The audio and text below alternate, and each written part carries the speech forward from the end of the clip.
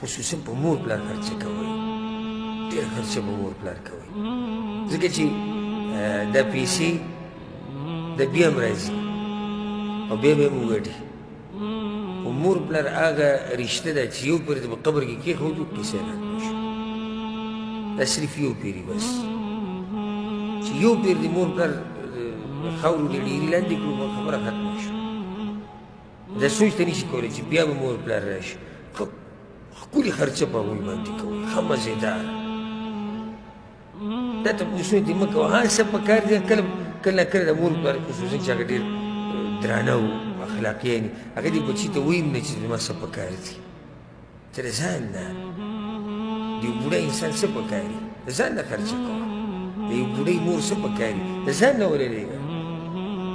دا بعض نیم بوله 500 روپۍ ولېږي روپۍ او بیا یې ترې میاشت په اخره کې د بې شرمه تپوس کوي دې په کوم ځای کې ولګولې دا په تا چې دومره لګولي په لکاو تا نه چېرې تپوس کړی شي نو په مور پلار خرچه کوئ دا ډېره ګټه صدقه ده ډېره ګټه صدقه ده